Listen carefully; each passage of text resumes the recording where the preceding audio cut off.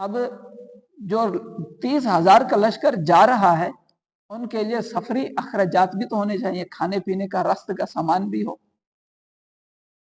اس لیے حضور صلی اللہ علیہ وسلم نے عرب کے تمام قبائل سے فوجیں اور مالی امداد طلب فرمائی۔ تمام جو قبیلوں کے سردار تھے، مسلمان تھے، ان سے کہا کہ مسلمانوں کی فوج جہاد کے لیے جا رہی ہے غزوہ تبوک پہ، قیصر روم سے لڑنے۔ تو جن جن کے پاس اللہ پاک نے مال و دولت سے نوازے، جنہیں وہ ان مجاہدین کی مدد کریں۔ صحابہ کرام نے اس غزوے میں دل کھول کر مال خرچ کیا۔ حضرت عبد الرحمن بن خباب رضی اللہ عنہ فرماتے ہیں، میں بارگاہ رسالت میں حاضر تھا اور آپ صلی اللہ علیہ وسلم غزوہ تبوک کے بارے میں صحابہ کرام کو ترغیب دے رہے تھے کہ اللہ کی راہ میں یعنی خرچ کریں، فضائل بتا رہے تھے۔ حضرت عثمان غنی رضی اللہ عنہ نے عرض کیا، یا رسول اللہ صلی اللہ علیہ وسلم، اللہ کے راستے میں پالان کے ساتھ 100 اونٹ میرے ذمہ ہیں۔ پالان کے ساتھ جس پر سوار بیٹھتا ہے اور اس کا سامان، 100 اونٹ میرے ذمہ ہیں، یعنی میری طرف سے ہیں، 100 اونٹ میں دوں گا۔ نبی کریم صلی اللہ علیہ وسلم نے پھر دوبارہ ترغیب دلائی تو حضرت عثمان غنی رضی اللہ عنہ دوبارہ کھڑے ہوئے اور عرض کی، یا رسول اللہ صلی اللہ علیہ وسلم، اللہ کے راستے میں پالان سمیت 200 اونٹ میرے ذمہ ہیں۔ رسول اللہ صلی اللہ علیہ وسلم نے تیسری مرتبہ ترغیب دلائی تو حضرت عثمان غنی پھر کھڑے ہوئے اور عرض کی، یا رسول اللہ صلی اللہ علیہ وسلم، اللہ کے راستے میں 300 اونٹ پالانوں کے ساتھ میرے ذمہ ہیں۔ حضرت عبد الرحمن فرماتے ہیں، میں نے دیکھا کہ نبی کریم صلی اللہ علیہ وسلم منبر سے نیچے تشریف لائے اور فرما رہے تھے کہ اس کے بعد عثمان جو بھی عمل کرے ان پر کوئی حرج نہیں، اس کے بعد جو بھی عثمان عمل کرے ان پر کوئی حرج نہیں، یہ جنتی ہے۔ سبحان اللہ، یہ تو اعلان تھا، لیکن حاضر کرتے وقت حضرت عثمان غنی رضی اللہ عنہ نے اپنے اعلان سے کہیں زیادہ مال دیا تھا۔ حضرت علامہ برہان الدین حلبی رحمۃ اللہ علیہ فرماتے ہیں، غزوہ تبوک کے موقع پر جتنا مال حضرت عثمان غنی رضی اللہ عنہ نے خرچ کیا، اتنا کسی اور نے نہیں کیا۔ آپ رضی اللہ عنہ نے 10,000 مجاہدین کو جہاد کا سامان دیا۔ کتنے؟ 10,000 مجاہدین کو جہاد کا سامان دیا۔ 10,000 مانا لگتا ہے 10,000 بندوں کو پورے جہاد کا سامان دینا، لڑنے کے لیے بھی، کھانے پینے کا سامان بھی اور سواری کے لیے بھی۔ فرمایا 10,000 دینار اس غزوے پر خرچ کیے، اس کے علاوہ 10,000 اور خرچ کیے۔ ساز و سامان کے ساتھ 900 اونٹ اور 100 گھوڑے اس کے علاوہ ہیں اور اضافی دیے۔ اور حضرت عمر بن خطاب رضی اللہ عنہ فرماتے ہیں، امیر المومنین خلیفہ اسلام، دوسرے خلیفہ، فرماتے ہیں رسول اکرم صلی اللہ علیہ وسلم نے ہمیں صدقہ کرنے کا حکم فرمایا۔ اتفاق سے اس وقت میرے پاس مال تھا۔ میں نے کہا کہ اگر میں صدیق اکبر سے کسی دن سبقت لے سکتا ہوں تو آج لے جاؤں گا، ان سے آگے بڑھ سکتا ہوں تو آج بڑھ جاؤں گا، میرے پاس مال ہے، آج میں مال خرچ کروں گا۔ پھر میں نصف مال لے کر حاضر ہوا، یعنی آدھا مال۔ رسول اللہ صلی اللہ علیہ وسلم نے فرمایا، اپنے گھر والوں کے لیے کیا چھوڑا ہے؟ میں نے عرض کی، اس کے برابر اتنے ہیں، یعنی جتنا مال میں لایا ہوں اس کے برابر گھر والوں کے لیے چھوڑا ہے۔ حضرت ابو بکر صدیق رضی اللہ عنہ اپنا سارا مال، جس کی مقدار 4,000 درہم تھی، لے کر حاضر ہوئے۔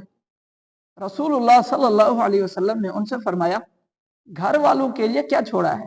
انہوں نے عرض کی، ابقیت لہم اللہ ورسولہ، گھر والوں کے لیے اللہ اور اس کا رسول چھوڑایا ہوں، گھر والوں کے لیے اللہ اور اس کا رسول چھوڑایا۔ صدیق اکبر جیسا کوئی ہے ہی نہیں، سبحان اللہ۔ حضرت عمر فاروق کی اپنی شان، حضرت علی کی اپنی شان، اپنی جگہ، لیکن صدیق اکبر ہے۔ حضرت عمر رضی اللہ عنہ فرماتے ہیں، میں نے دل میں کہا میں ان سے کسی بات میں آگے نہیں بڑھ سکوں گا، حالانکہ پہلے میں نے سوچا تھا میں ان سے آگے بڑھ جاؤں گا، لیکن جب میں آدھا مال لایا ہوں وہ سارا گھر کا مال لے آئے، تب میں نے سوچا کہ میں ان سے کسی نیکی کے کام میں آگے نہیں بڑھ سکوں گا۔ ان کے علاوہ حضرت عبد الرحمن بن عوف، حضرت عباس، حضرت طلحہ نے بھی کثیر مال خرچ کیا۔ اسی طرح صحابیات کے پاس بھی جو زیور تھا انہوں نے بارگاہ رسالت صلی اللہ علیہ وسلم میں بھجوا دیا، وہاں بھیج دیا۔ رسول اللہ صلی اللہ علیہ وسلم کا اب تک یہ طریقہ تھا کہ غزوات کے معاملے میں بہت زیادہ رازداری کے ساتھ تیاری فرماتے تھے، یعنی کسی کو اعلان نہیں فرماتے تھے کہ ہم کس طرف جا رہے ہیں، فوج کس طرف جائے گی، کس کے ساتھ لڑنا ہے، پہلے رازداری کے ساتھ ہوتا تھا۔ لیکن یہ پہلا موقع تھا جس پر رسول اللہ صلی اللہ علیہ وسلم نے سب کو پہلے ہی خبر دے دی کہ ہم نے غزوہ تبوک کی طرف جانا ہے۔ اور جنگ تبوک کے موقع پر اعلانیہ انتظام بھی کیا گیا اور لوگوں کو بتایا بھی گیا، اور یہ بھی بتایا گیا کہ کیسے قیصر روم کی فوجوں سے جہاد کرنا ہے، تاکہ لوگ زیادہ سے زیادہ تیاری کر لیں۔ پہلے جنگیں ہوتی تھی بادشاہوں سے نہیں ہوتی تھی، بڑے بڑے جو قبیلے ہوتے تھے ان سے ہوتی تھی، سرداروں سے۔ پھر اس کے بعد اب یہ پہلی وہ بادشاہت تھی قیصر روم جس سے جنگ لڑی گئی، یہ پہلا بادشاہ تھا کہ بادشاہ کے پاس تو اپنی فوج کا پورا انتظام ہوتا ہے، پورا نظام ہوتا ہے۔ بادشاہ اپنی فوج کو ایک طریقہ کار کے مطابق چلا۔ قبیلوں میں اتنی وہ خاص طاقت نہیں ہوتی، اگرچہ قبیلے بھی کچھ متحد ہوتے ہیں، یا ان میں اتنا مضبوط نظام نہیں ہوتا جتنا ایک حکومت کے پاس مضبوط نظام ہوتا ہے۔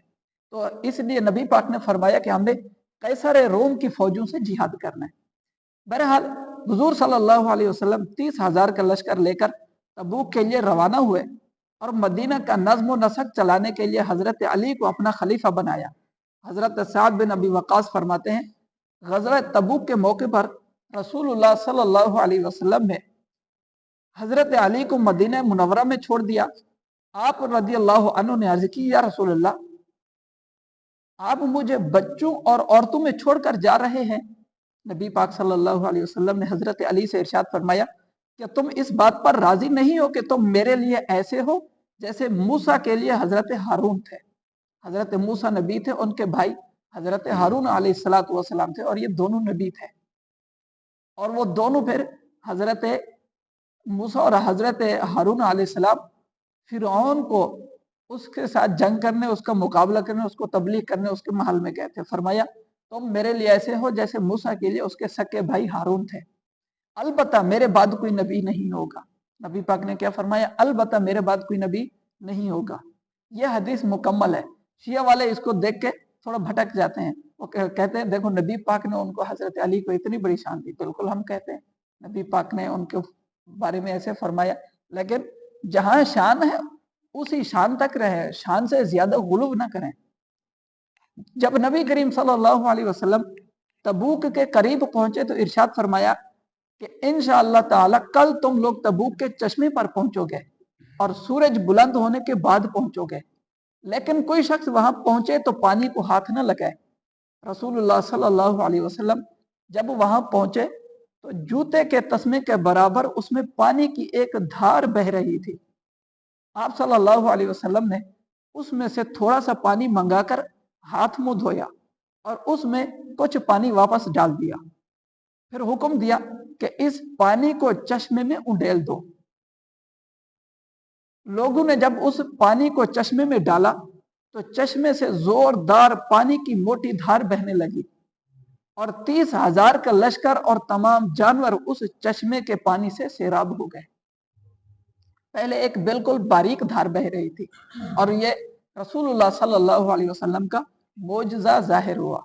ایک روایت میں یوں ہے، صدیق اکبر نے عرض کی، صحرا تھا، گرمی تھی، دھوپ تھی، لمبا سفر۔ سوچیں کہ پانی پینے کے لیے نہ اپنے پاس ہے نہ جانوروں کے پینے کے لیے پانی ہے، سفر بھی لمبا ہے، دھوپ سخت ہے، تپش بھی ہے، لو چل رہی ہے، اور سفر بھی کئی دن کا ہے۔ پانی ختم ہو جائے تو بندے کو پریشانی ہوتی، کھانے کے لیے بھی نہیں، کھجور ہے تو آدھی کھجور ملتی ہے پورے دن میں، 2 بندے کھاتے ہیں ایک کھجور کو۔